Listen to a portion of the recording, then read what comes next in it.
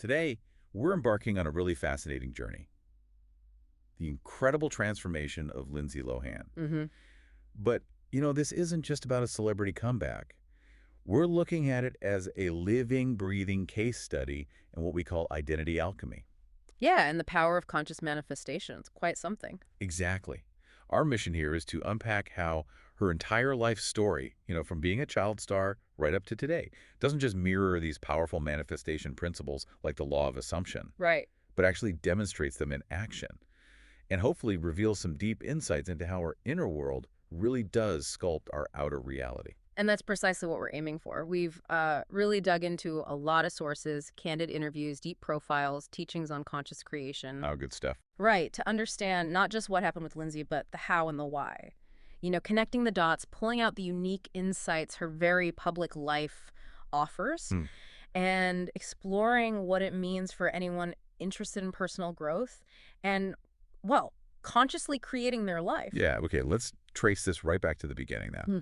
Lindsay Lohan's start was, remarkably early. Almost unheard of, yeah. Modeling at age 3. Then landing her breakout role at 11 in Disney's The Parent Trap. That was 98. A huge hit. And even then, at like 12, she had this audacious self-possession. There's that story from the premiere. Oh, the one with the CEO. Yeah. Disney's CEO jokingly asks where her twin is, and 12-year-old Lindsay just shoots back, "You should have paid me double." Huh. Amazing. It really speaks to this almost innate sense of her star destiny, doesn't it? It really does. But what's crucial about that early blueprint, even though it looked like a dream start, is that it already had these, well, deep cracks. Lindsay herself has talked about her family environment being very chaotic. And when you're a child actor, that kind of chaos, it often becomes your normal. Right. No regular bedtimes, just call times. Exactly. And she admitted she actually became addicted to the chaos, the constant buzz, the energy of sets, no real structure. That turbulence started to feel comfortable, even normal. That's insightful. So if you zoom out, this child star blueprint, this intense say yes to everything work ethic mixed with the chaos at home, it basically forged an unconscious identity. An assumption about how life is. Precisely. She assumed, probably without even realizing it, that life was intensity, workaholism, drama. That was just her norm.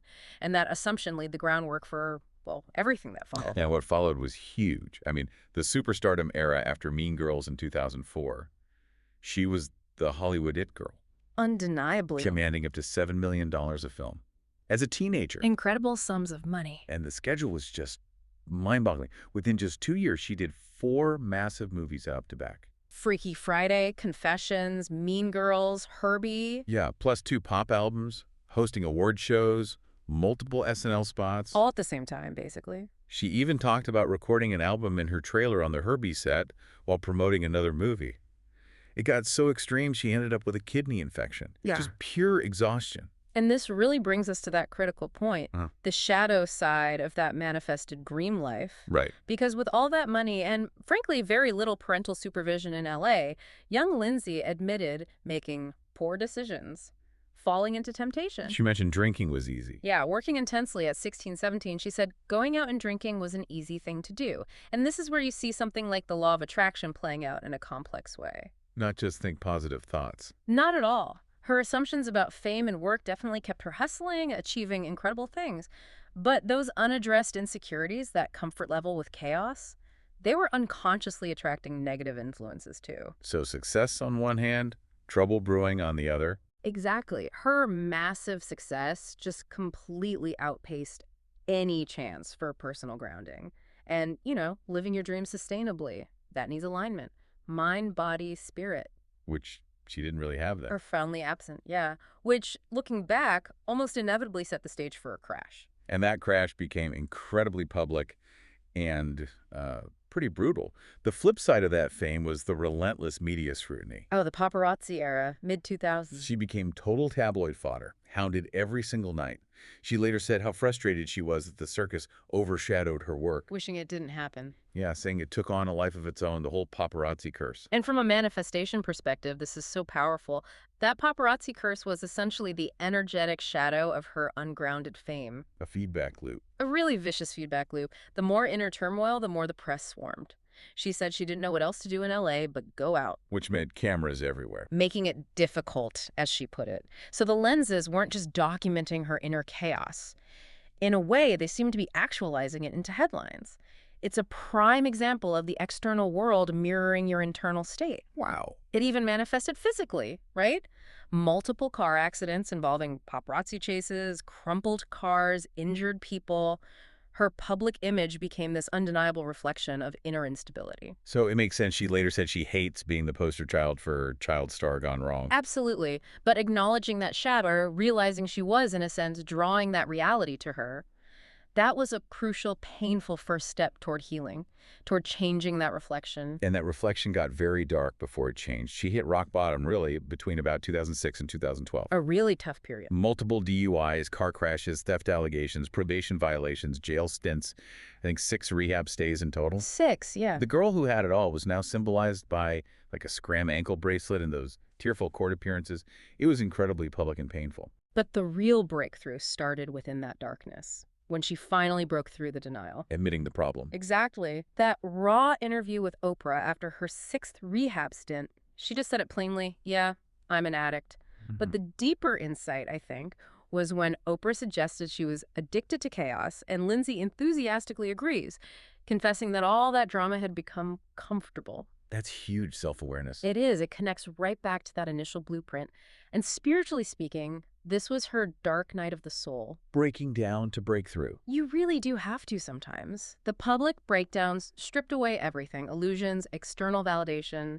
In jail, in rehab, away from the clubs and cameras, she was finally just alone with herself. And she kind of wanted that. Startlingly, yes. She admitted that by 2010, somewhere inside, she knew and kind of wanted to go to jail just to find some peace, to just sit and be. Wow.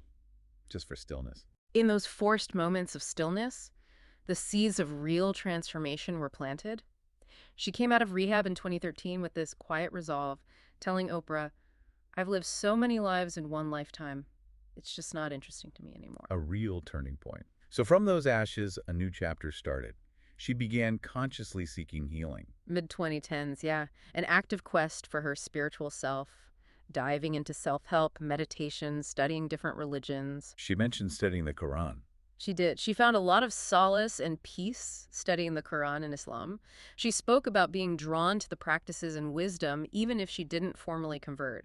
It was part of a broader search. Looking inward for the first time, maybe. Absolutely. Reaching for tools beyond the material. And she described this phase as conscious intention setting, saying things like, I have reached inside and found what I want my intentions to be, focusing on taking control. Taking control back. Active creation, not just reacting. And then came those really profound healing experiences, like the shamanistic ayahuasca ceremonies. Or she spoke about those quite vividly. Incredibly vividly. I saw my whole life in front of me. I had to let go of past things. I saw myself die. It was insane. I saw myself being born. Whoa. She came out feeling very different, finally being okay with the wreckage of my past, saying, it's changed my life. I'm not going to screw this up again, ever. That's releasing deep trauma, realizing identity isn't fixed. And she started daily spiritual practices too. Yes, integrated them. Oprah, acting like that archetypal fairy godmother, introduced her to Michael Singer's The Untethered Soul. She calls it her Bible, right? She does, learning that technique of observing thoughts, separating from the inner critic, plus meditation encouraged by mentors like Al Pacino. So this whole period was about realigning her inner world. Meticulously, yeah. Actively turning those chaotic thoughts into peaceful intentions, fear into faith, laying the groundwork brick by brick to consciously create a totally different life from the inside out. And to reflect that inner shift, she made some huge external changes, moving to London in 2014. A really bold move, leaving the Hollywood glare behind. She called it braver and more radical than anything before, Right. saying, I needed to grow up in London is a better place for me to do that. Finding anonymity there. Right, she could go for a run here on my own, unlike New York where friends would still be partying. A deliberate environmental change. And that geographical shift is so key in manifestation terms. It wasn't just escaping, it was actively creating space. Space for something new. Exactly. She took her first ever solo vacation, wandered around Greece, found it so extraordinarily freeing. Like another life. A moment where the world stopped reflecting that ugly image back at her. By physically removing herself from the old environment, she cleared the energetic space, allowed new blessings in. Which led to the move to Dubai, a place known for privacy. Even more permanent, yeah. And her reasoning was so insightful. What if I never fall in love? It took me just taking time for me for all those doors to open. Time for herself first. And the yeses to come, the things I wanted to say yes to. That's such a perfect example of manifestation, isn't it? The textbook. Creating physical and energetic space allowed new things in. Like meeting her future husband, Bader Shamas, in a chance encounter in Dubai. Wow. She didn't just attract healthy love, she manifested a calm, private life by first stepping into that new self, one who valued privacy and stability. And professionally, she started rebuilding too. That stage debut in London, Speed the Plow. Surprising a lot of people, 8 shows a week for 3 months, didn't miss one. She found the routine ritualistic, said it made her feel good about herself again, maybe for the first time since the Parent Trap. That discipline was transformative, not just for critics, but for her, proving her reliability to herself. Plus doing charity work, volunteering at a community cafe, being treated like just another volunteer. She called it humbling, so cool. Grounding experiences. Concrete ways she assumed the identity of a grounded, purpose-driven woman, embodying it daily. Which brings us neatly to Neville Goddard's law of assumption. You are who you assume yourself to be. Her journey is practically a masterclass in this. Right. She initially assumed that train wreck label, maybe unconsciously, and life reflected it back. Then she consciously shifted that assumption. And the how is the fascinating part, how she shed those labels, saying emphatically, I hate that title, child star gone wrong. Acknowledging she was her own worst enemy. Exactly, but by naming it, she stopped identifying with it. It shifted from, I am a mess, to, I was making bad choices and I can choose differently. That mental reframe is crucial. And her language changed, too. You hear the empowerment now. Totally. I've lived so many lives, it's made me so much stronger. I know myself now, better than ever. She actively curates her world now to support that new self-concept. Incredibly intentionally. Wow. I carefully curate what I'm exposed to. Even her social media feed, just positive manifestations and baby foods. Oh. Avoiding the toxic stuff. Believing in people, places, and things. A big believer, she says, how they shape you. So as she assumed herself to be someone deserving peace and respect, she naturally gravitated to environments like Dubai that reflected that. The outer world matching the inner state. Perfectly. Refusing to let the old narrative define her. Writing a new story through her daily assumptions. Professional, wife, mother, businesswoman. And that's who she became. It really is identity alchemy. Moving from that spoiled wild child assumption to responsible, grateful adult. Aligning with her wish fulfilled. Living from today, looking forward, without regrets. But changing your life like that isn't a one-off thing, right? It's daily practice. Absolutely. Reinforced by faith, scripting, repetition. She really embraced that one day at a time mantra from recovery. Talked Yeah. about surrender, gratitude. Cultivating deep faith, not just in a higher plan, but importantly in herself again. Seeing challenges as lessons. Everything is a lesson in life. The 2024 optimism, the huge sense of gratitude that my story isn't finished yet, that's ongoing faith. And the journaling? She used that like scripting. In a way, yeah. She has those duffel bags full of notebooks from the past. It Yeah. said rereading them, her voice was nearly unrecognizable. Wow, proof of the change. Totally. Contrasted with her positive journaling now, like letters to her son. She literally and figuratively rewrote her narrative. And the Untethered Soul acted like a life script, too. Became one, yeah. Teaching techniques like the rose and the thorn visualization that she'd repeat, like affirmations, reprogramming her mindset, consistent practice. Which highlights the power of persistence. Neville Goddard again. Persist in the assumption, and it will harden into fact. Her turnaround wasn't magic, it was consistent daily effort. Like showing up for every single stage performance, even with a high fever. Building self-trust through repetition, developing new routines, early runs, not late nights, saying no to roles that didn't fit her values anymore, All choices repeated. creating a radically different life. She persisted in the new state of being, and eventually her external reality, career, relationships, health rose up to match it. So let's talk about her current state. That balance seems really evident now. It really does. Her quiet marriage in 2022 to Bader Shamas, the financier she met in Dubai, she calls him very calm, just the best, clearly a grounding presence. And she said, I am the luckiest woman in the world. I am stunned that you are my husband. Real sincerity there. And that stable love you feel could only manifest once she truly loved and respected herself. It's a reflection of her inner state. Then the birth of their son, Luai, in 2023, embracing motherhood. Finding that new kind of wholeness, as she put it, a contentment that completes the picture. Professionally, too, the comeback gained real momentum. The Netflix deal, Falling for Christmas in 2022. A big hit. She called it a rebirth. Refreshingly exciting. That's just And taking on executive producer roles now, too, enjoying the control. right. She said, I wanted to get to the point where I was craving being on set. Now I'm also executive producing. I'm loving every minute of it. It shows her entrepreneurial spirit is back, but maybe more focused. Refined, yeah. Plans for businesses, producing films aligned with her values. Stating, absolutely everything I do now, I want to be in line with my values. So it's not just about money, it's expression. Creative expression, and I think rewriting that public perception on her own terms, a different motivation than maybe the past ventures like the beach clubs. It all points to this integration and wholeness. One authentic self across all areas. Seems that way. A small group of good friends, close family, content with a drama-free life. So in manifestation terms. She's genuinely raised her vibration Oh. to gratitude, contentment, and her outer world now matches that high-frequency living. High-frequency living. Explain that a bit. It's where your emotions, thoughts, actions resonate with joy, purpose, gratitude, and you naturally attract similar experiences.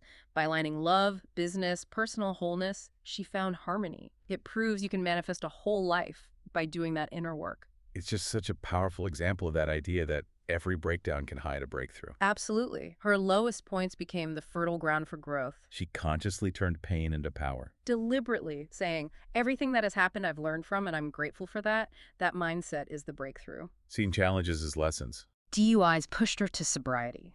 Humility from low-stakes theater built resilience.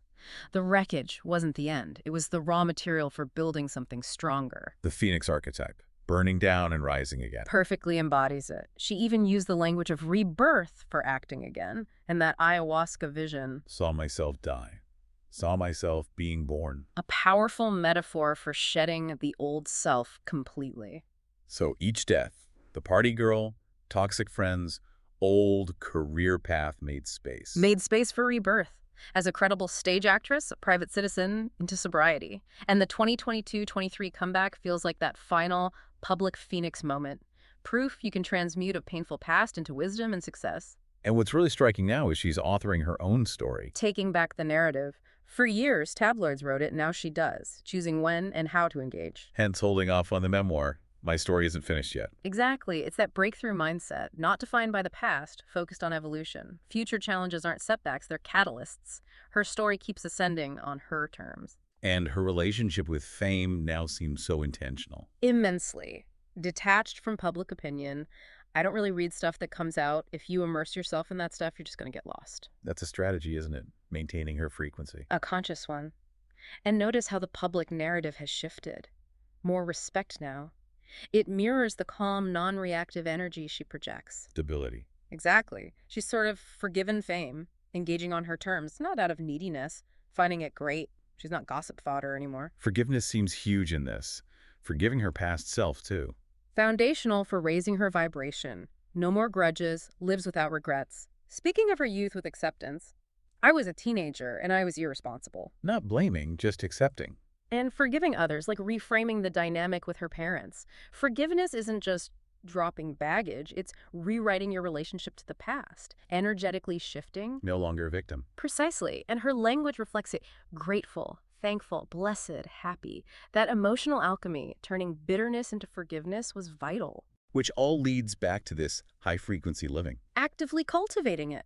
Filtering what she consumes, positive social media, avoiding negativity, focusing on uplifting people, places, and things, maintaining sobriety, wellness. Consistency. That consistency allowed her to attract wonderful things. Stable love, a baby, new career opportunities, a gentler return to the spotlight. Like attracts like. The law of attraction in action. Now that she radiates calmer, happier energy, she draws in calmer, happier circumstances.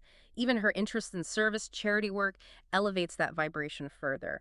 A testament that real fulfillment comes from within. Her life really does feel like a modern archetypal journey, fall, transformation, rebirth. It resonates. Definitely. She embodied the wild child archetype intensely, then flipped the script to redemption, a true phoenix figure. Offering hope, maybe? Yeah. A breakthrough is always possible. Tangible hope, yeah.